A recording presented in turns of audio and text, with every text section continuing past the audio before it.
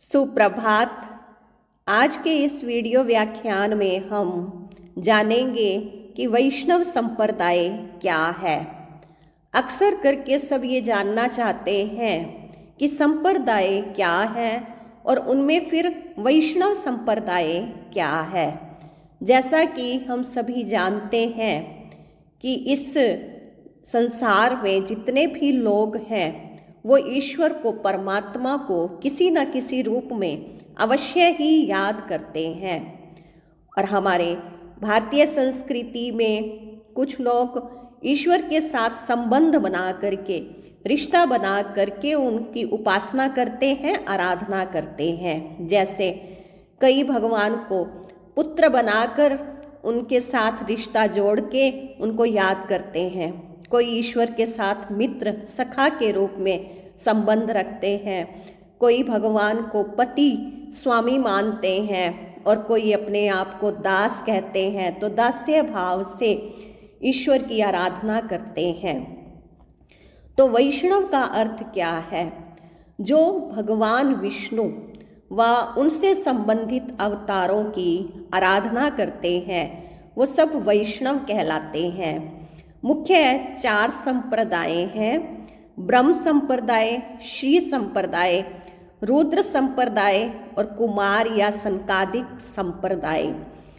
तो इन सब की उपासना विधि, नियम, मंत्र सब अलग अलग हैं। तो आइए हम जानें कि ये 4 संप्रदाय, इनके साथ कौन सी गहरी जानकारी जुड़ी हुई है। प्रभु ने जब अपना दिव्य ज्ञान ब्रह्मा जी को दिया तो फिर वो ब्रह्म संप्रदाय कहलाया। लक्ष्मी जी को दिया तो श्री संप्रदाय कहलाया। शंकर जी को दिया तो रुद्र संप्रदाय कहलाया। सनकादिक ऋषियों को दिया तो वो कुमार संप्रदाय या सनकादिक संप्रदाय कहलाया। तो इन्हीं से ही 4 परंपराएं आरंभ हुई हैं। इन्हीं को चतुर संप्रदाय भी कहते हैं। तो ब्रह्म संप्रदाय क्या है? यह संप्रदाय ब्रह्मा जी से प्रारंभ हुआ। अभी हमने आपको बताया कि जब ईश्वर ने अपना दिव्य ज्ञान ब्रह्मा जी को दिया तो ये ब्रह्मा जी से प्रारंभ हुआ। आगे चलकर इस संप्रदाय में माधवाचार्य आए तो इसका नाम माधव संप्रदाय पड़ा। इसी में फिर चैतन्य महाप्रभु आए तो उन्होंने मायावाद के खंडन पर कार्य किया।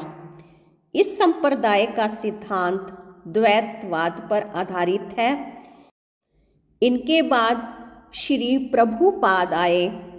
समस्त विश्व में उन्होंने घूमकर सनातन धर्म का प्रचार किया। वे महान धर्म प्रचारक थे, भक्ति आंदोलन के। एस्कॉन के संस्थापक श्री प्रभुपाद जी हैं। इनकी फिर अलग अलग शाखाएं भी बटी। तो इस प्रकार फिर अगला जो संप्रदाय है वो है श्री संप्रदाय।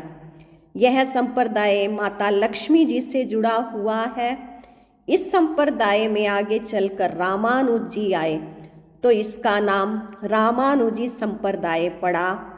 फिर रामानंद जी आए तो रामानंदी संप्रदाय पड़ा। फिर ये दोनों अलग अलग हो गए लेकिन परंपरा वही रही। तो रामानुज जो संप्रदाय है उसमें लक्ष्मी नारायण की उपासना की जाती है। रामानंदी श्री राम और सीता जी की उपासना करते हैं। तो इनका विशिष्ट अद्वैत सिद्धांत है। तो परंपरा वही रही लेकिन कुछ नियमों का इसमें अंतर है। फिर आगे है रुद्र संप्रदाय। तो यह शिव के द्वारा चलाई हुई परंपरा है। इसमें विष्णु स्वामी जी आए तो इसका नाम पड़ा विष्णु स्वामी संप्रदाय। फिर इसी में इनके बाद वल्लभाचार्य जी आए तो वल्लभ संप्रदाय पड़ा, जिन्होंने पुष्टि मार्ग की स्थापना की।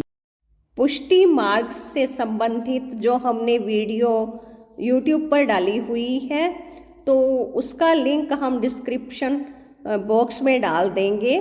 तो इसके बाद पुष्टि मार्ग में जो श्रीनाथ जी की पूजा की जाती है, श्रीनाथ जी की मुख्य पीठ श्रीनाथ द्वारे है। तो इन्होंने शुद्ध अद्वैतवादी सिद्धांत पर कार्य किया है, राग भक्ति पर जोर दिया। ये श्री कृष्ण जी के प्रति पूर्ण रूप से समर्पित होते हैं। इसके बाद जो चौथा संप्रदाय है वो है कुमार संप्रदाय। जब ईश्वर ने अपना ज्ञान सनकादिक ऋषियों को दिया तो उनसे यह कुमार संप्रदाय शुरू हुआ है। सनकादिक ये 4 कुमार हैं, तो चतुष्क कुमार के नाम से भी यह जाना जाता है। प्रभु के 24 अवतारों में से 20वां अवतार श्री हंस जी, जिन्होंने अपने स्वरूप को शालिग्राम श्री सर्वेश्वर भगवान के रूप से सनकादिक कुमारों को दीक्षित किया। तो यह परंपरा सनकादिक कुमारों के पास गई। फिर नारद जी सनकादिक कुमारों से दीक्षित हुए, तो यह परंपरा नारद जी के पास पहुंची।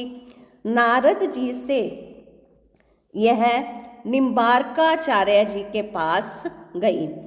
तो निम्बार्काचार्य जी नारद जी से दीक्षित हुए, तो इस संप्रदाय का नाम निम्बार्क संप्रदाय पड़ा, जो अद्वैत द्वैत सिद्धांत पर आधारित है। इसमें प्रभु की युगल रूप में उपासना की जाती है। इसमें आराध्य श्री कृष्ण हैं, और जो उपासक होता है, भक्त है, वो स्वयं को भगवान की सखी मानता है।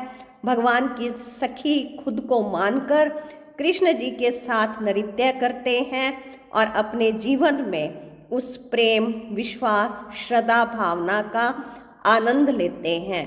तो ये हमने देखा मुख्य 4 संप्रदाय जो वैष्णव संप्रदाय में है: ब्रह्म संप्रदाय, श्री संप्रदाय, रुद्र संप्रदाय और कुमार संप्रदाय, जिनको अब निम्बार्क संप्रदाय भी कहा जाता है।